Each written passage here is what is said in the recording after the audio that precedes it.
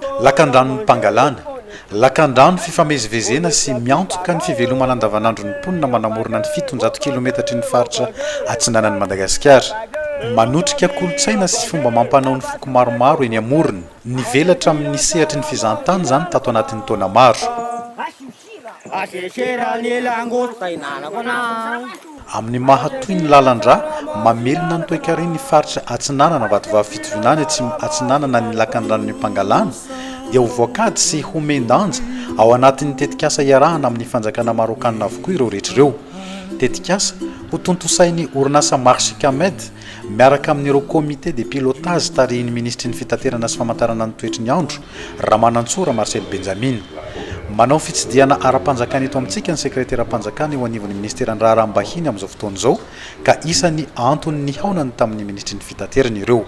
Taorian'ny fivorian'ny comité de pilotage izay natao tamin'ny Maroc tamin'ny volana Mai dia mamarana an'ilay fepitaona izay antsoina hoe fepitaona période d'incubation dia hiditra amin'izay zany tsika izao amin'ny fampisehoana hoe ahoana ny tena hoentrika zany projet mikasika ny Canada de Pangalana zany. Misy lafiny zany juridique zany rehetra zany no ny raha nidinika tamin'ny ramatoa secrétaire d'État eo anivon'ny ministère na raha-mbahiny marokana dia tonga mitsidika ny firenentsika amin'izao fotoana izao.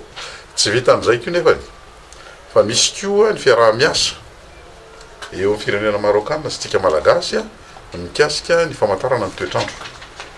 Efa misy ny comité de suivi mikasika an'izay dia zay koa no nifampiresahana koa hoe aiza koa ny misy an'izany projet zany amin'izao fotoana izao. Takin'ireo ekipa teknika eto amin'ny ministeran'ny fitaterana sy ny famantarana ny toetry ny andro ny hitaran'ny tetikasa hatrany amin'ny tanàny Folopointe ary fantatra fa ankoatra ny fanjakana marokanina dia isy mpampiasa vola hafa hanampy amin'ny fanatanterahana ny fanajariana sy fanomezana lanja ny lakan-dranon'ny Pangalana.